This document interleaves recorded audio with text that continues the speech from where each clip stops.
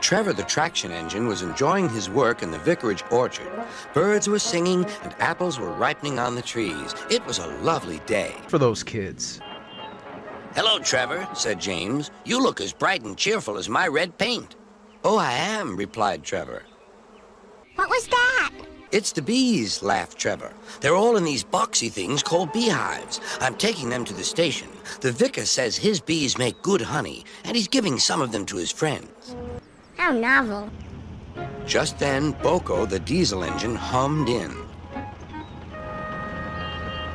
"Take care. Don't make the bees angry. They might sting you." We will. We will. James didn't like being told what to do by a diesel, and he buzzed away. "Goodbye, Trevor," called Boko, and set off to see Duck at the next station. Bill and Ben, the tank engine twins, were busy arranging cars, but they scampered off when they saw Boko.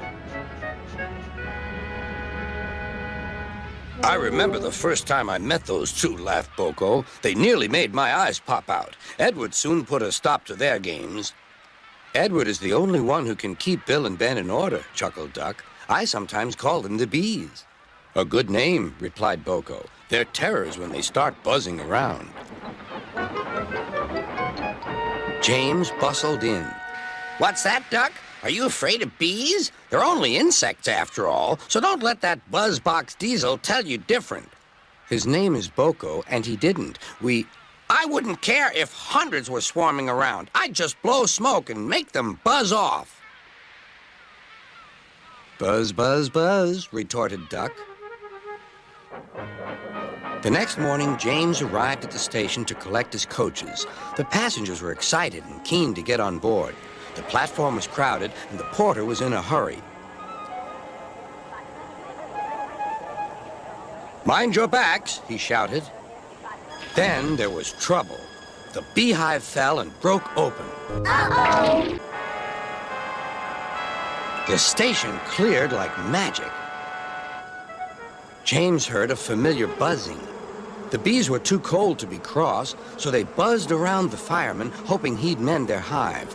But he didn't understand, nor did his driver, so the bees turned to James. His boiler was nice and warm. Buzz off," hissed James. One bee burnt his foot. "Ooh, ah, ah, ooh." The bee thought James had burnt him on purpose.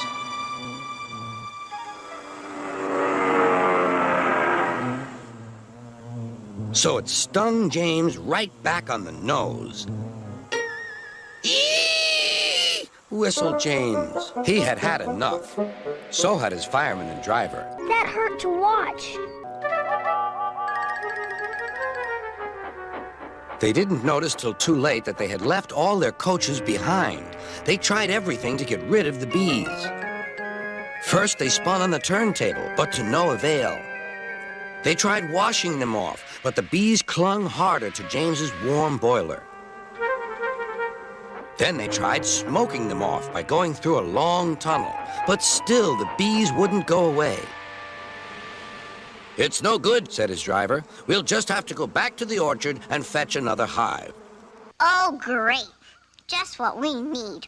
James's reply was drowned by the sound of buzzing. The vicar was waiting anxiously for James.